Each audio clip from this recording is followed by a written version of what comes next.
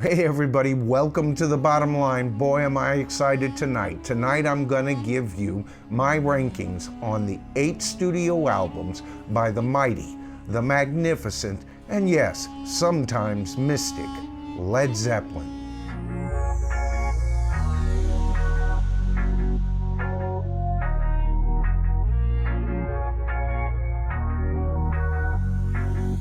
Okay, so Led Zeppelin formed in 1968, originally as the New Yardbirds. More on that in a future video. They recorded their first album, self-titled Led Zeppelin. They followed that with Led Zeppelin II, Led Zeppelin III, and their first unnamed album, generally referred to as Led Zeppelin IV, but also known by some fans as either Zoso or Four Symbals. They followed that album with their first album that actually had a title, and that of course was Houses of the Holy. Of course, they followed that up with the magnificent double album Physical Graffiti, followed by the album Prssence, and of course finally recording and releasing their final album In Through the Outdoor. Now it's important to remember, Led Zeppelin weren't just the heirs apparent to the Beatles. They, like the Beatles in the 60s,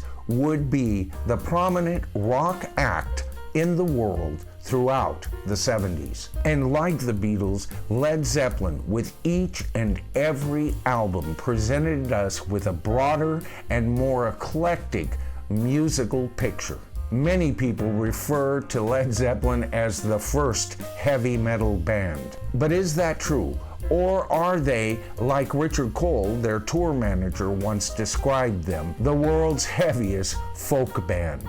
A case could be made for either or for both as far as I'm concerned. Okay, so with my rankings tonight, we're going to start with number 8 and work our way up to number 1. Now, personally speaking, number 8 is pretty easy for me to rank.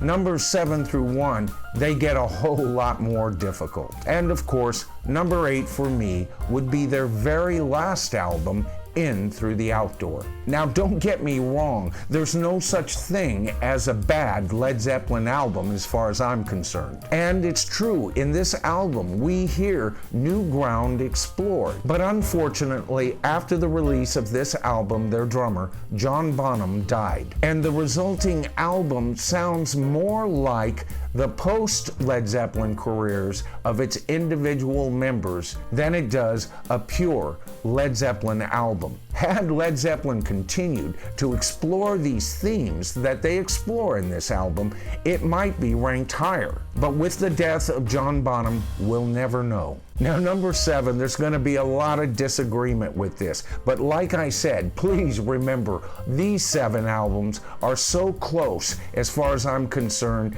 ranking them is damn near impossible. But one of them has got to slip into the uncomfortable number 7 position. And for me, that's their sophomore effort, Led Zeppelin II. Now, there's absolutely nothing wrong with this album. As a matter of fact, some people even think it's a better version of their first album.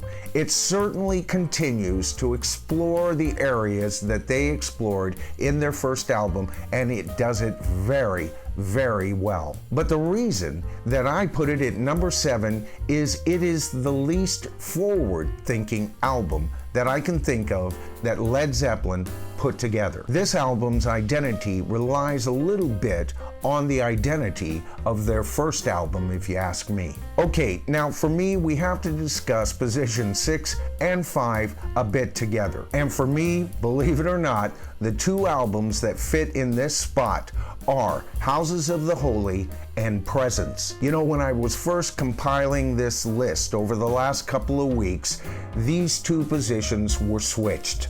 I have changed my mind, and because of that, number 6 is Houses of the Holy.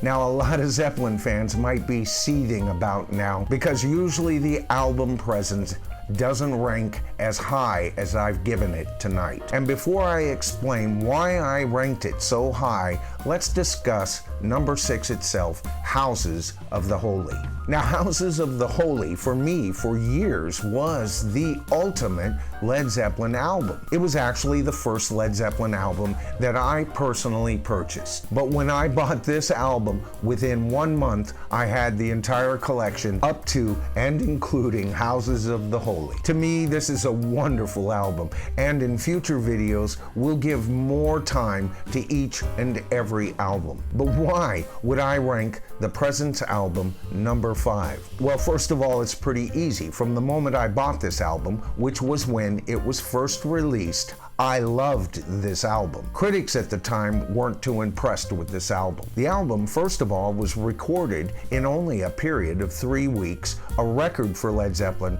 discounting, of course, their first album. And I don't know why this album has ever received even a hint of negative criticism. With the exception of one track, Candy Store Rock, John Bonham is right up front in your face with Jimmy Page, and the interplay between these two on this album, I tell you, I still listen to this album every week. I love it. And you know, Bonham is just so much at his very best here. And as far as I'm concerned, he is the best drummer in rock and roll. Now on the cut Candy Store Rock, he's brought down in the mix for a very good reason. And if you give it a good listen, you'll see that their use of reverbs, they were trying to achieve a sound. And so his level went down to represent that style of music. But all in all, as far as I'm concerned, Prssence is a masterpiece. Okay, so that's 4 down, 4 to go.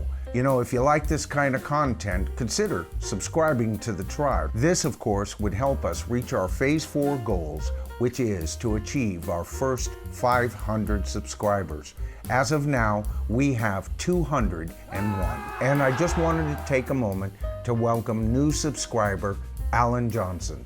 Welcome to the tribe, Alan. But now let's get back to the number 4 position. Now, of course, that brings us to number 4.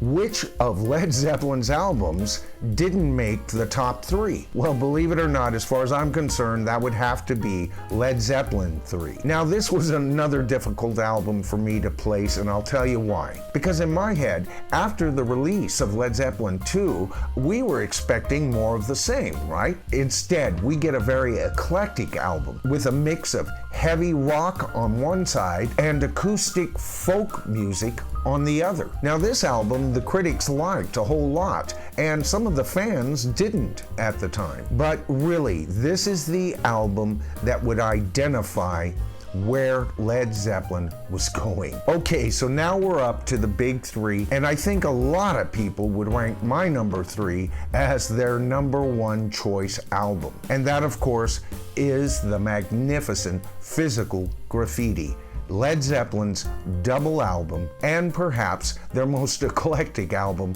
of all. On this album, they took recordings of past tracks that hadn't been included on previous albums, as well as brand new written material, and somehow blended this eclectic mess into a magnificent album. You know, after hearing Kashmir on the radio, I didn't even bat an eyelash at the heavy price that I would have to pay for that double album. I immediately went out and purchased the first of many copies I've owned of that album over the years. All right, so that leaves the remaining 2 albums for me to place at number 1 and number 2. First, number 2, and that is Led Zeppelin's very first album, Led Zeppelin. Now, I know a lot of people wouldn't rank this album quite this high, but you know, this album, it has a punch, and part of that is the very small amp that Jimmy Page chose to record this album with. You know, we have discussed in past videos how the Beatles recorded their very first album,